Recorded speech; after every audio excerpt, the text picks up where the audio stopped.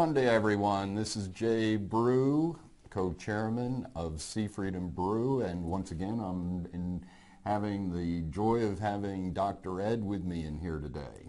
Hello, everyone. We got an interesting webcast for you, I think. Pretty interesting, Jay, at least. Some new developments in the world of interest rates. That's right. And so what we want to do is to have Ed walk through what we're calling the Great Exit. Yes, for those of you who are on the ALCO committees, you have an investment function at the bank. You're worried about the future trend line of interest rates. Jay and I have come up with some ideas we want to share with you. And again, in full disclosure, we want to offer these ideas for you. We're not sure they're going to happen. We're not absolutely certain they're going to occur. But we think it's material that you should use in your thought process. You should discuss with your colleagues at your bank. And as you can see by our title slide, the Great Exit, coming to an ALCO committee meeting soon. On March 25th, Charles Plosser, who's the president of the Philadelphia Federal Reserve Bank, gave a presentation in New York City titled Exit. And recently, the thought among the Fed watchers is that different personalities in the Federal Reserve System will signal to the markets possible changes. And that's not unusual, right, Ed? No, it's not unusual, especially in the world of intervention we're seeing today, Jay, that goes well beyond traditional Fed funds rate of interest changes. We've had very strange, as you know, interdiction in the marketplace with QE1 and QE2. And the discussion now in this particular presentation was a possible exit strategy. And what I want to focus on today is it's different in a drastic way from a previous exit strategy that had been pro-offered by the Fed. So today I want to go over both of them because I think they have profound implications for investment strategies, for ALCO committee deliberations, and the whole matter of timing it now becomes very critical. So I wanted to throw this out there this week in particular, and with the hope that the ALCO committee meetings will focus on it, and that you won't be taken by surprise if it in fact does occur, because it requires, in my view, two different competing strategies, especially with respect to investments, which I want to talk to you about later. But we'll go through my slide presentation, Jay, slide by slide. And then when it comes to the point where I think you might be able to offer some insight with respect to bonds, I'll stop and ask you to comment. The next slide is simply what the results of the Fed release of March 15th.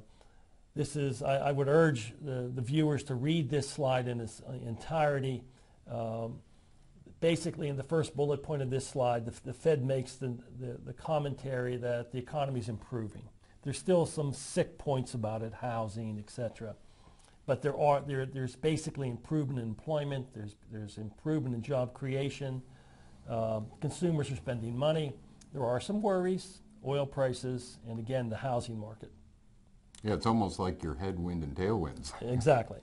The second bullet point of this slide commits the Fed to continue to do QE2, which will be a major part of our discussion going forward. So at least March 15th, which was approximately 2 weeks ago, their view was the economy needed liquidity. It needed QE2.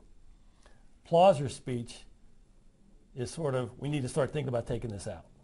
Yeah, because it seemed that in the speech that he indicated that the whole exit strategy really it's sooner than later is how he described it. Pretty much, which might mean his interpretation of economic events is slightly different from the FOMC.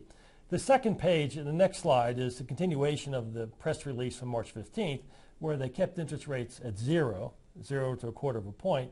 Then the vote, which was unanimous, and then the next meeting announcement for April 26th to April 27th.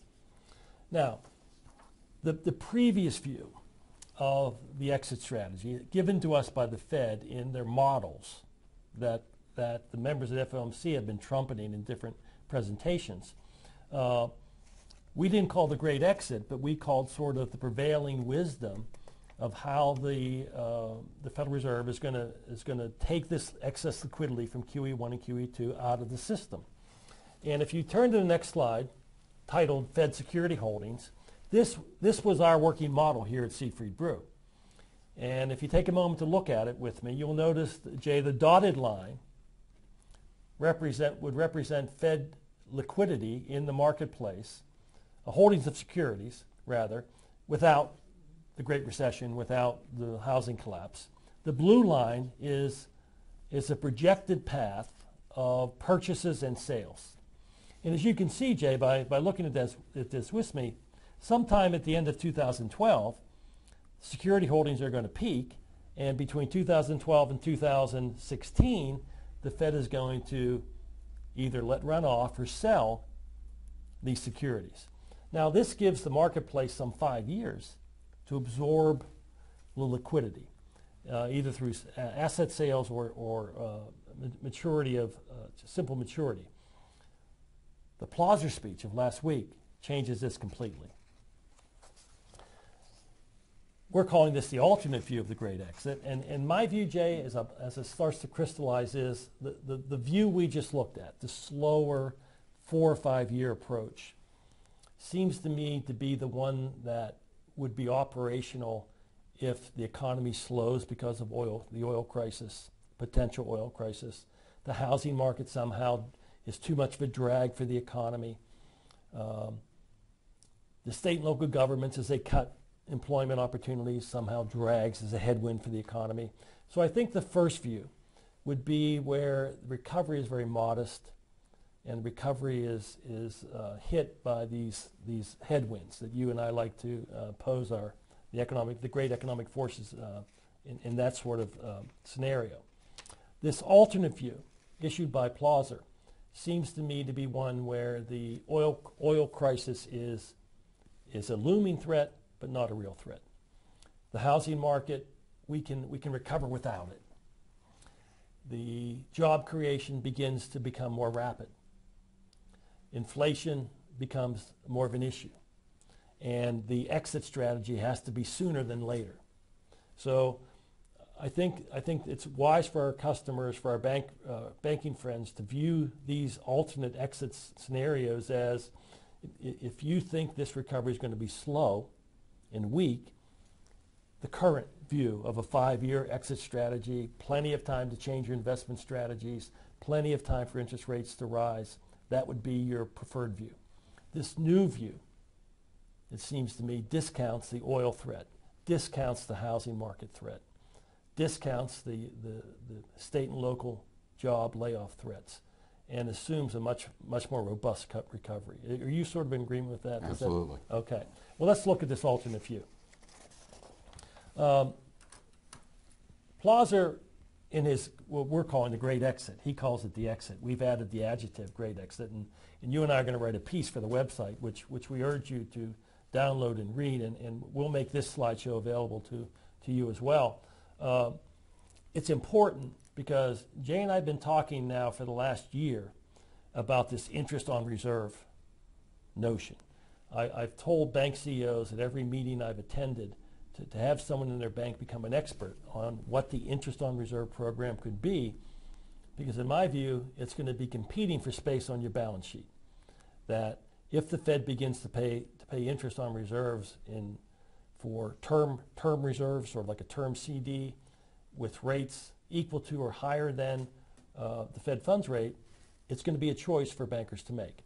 And it looks like that's the direction at least Plosser wants them to move forward with. Plosser's vision of what monetary policy is going to look like as we go through the exit strategy and post-exit strategy is interesting.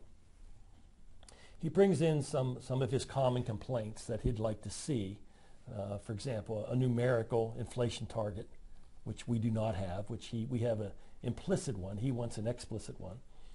But his policy, Jay, his exit strategy still puts the Fed funds rate as a centerpiece of monetary policy.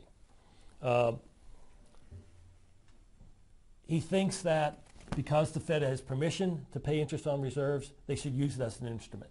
So that you'll see the Fed funds rate and interest on reserves as tools, policy tools, to get this liquidity out of the marketplace. But he understands that targeting the Fed funds rate is more of a public announcement, and that interest on reserves might be difficult for the public to put their arms around. He would argue that we should set the Fed funds rate above the rate paid on reserves, but below the primary credit discount rate. This is called the channel. This operating system is sometimes called the corridor channel system, and it's used by many banks around the world. So you have the Fed funds rate set here, slightly below this the interest on reserves, and all of them are below the rate charge for the bar.